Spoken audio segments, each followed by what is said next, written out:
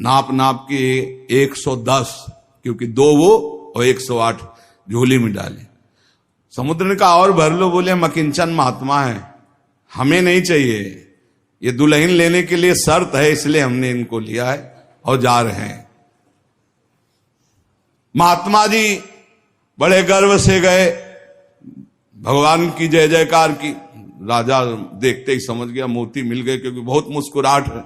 गणित लगाई, लड़की को कैसे बचाऊं। बोले हाँ महाराज। बोले ये ले 110, 2 ही तुम्हारा और 108 है।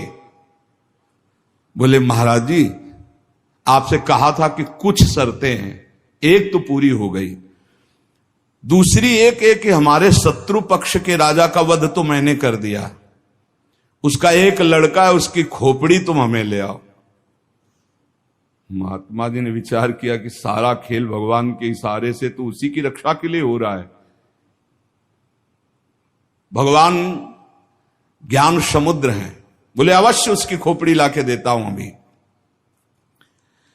उसका जो कुमार है उसको हर समय मंदिर में बैठाल करके खूब कीर्तन भजन करवाती उसकी मां, क्योंकि उसको पता था भगवान ही समस्त मंगलों का विधान करने वाले हैं।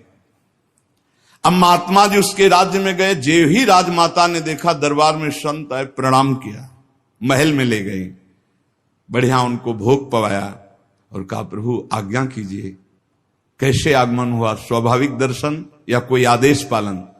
आदेश पालन नहीं, तुम्हारे लड़के की खोपड़ी ले जानी, तुम्हारे जो दुश्मन राजा है उसने मंगाया है।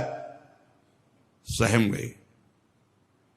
तो उनका महाराज मैं तो मां हूं, मैं तो काट नहीं सकती, आप साधु हो, आप काट के ले जाओ, ये लड़का मैंने आपको दिया।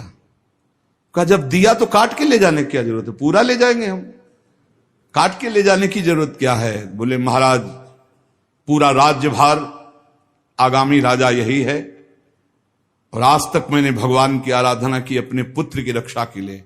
संत और भगवान में मैं कभी भेद नहीं देखती, इसलिए आपकी वस्तु आपको समर्पित है, चाहे वहां मार देना, मरवा डालना या जैसी आपकी रुचि हो। इतनी बड़ी संत पर श्रद्धा। वो मुस्कुरा कर बोले जब हमें दे दिया तो तुम हमें उपदेश मत दो, मुझे क्या करना है पता है। महात्मा जी गए, बोले राजा तुम सर मांग रहे थे, हम पूरा लड़का ले आए,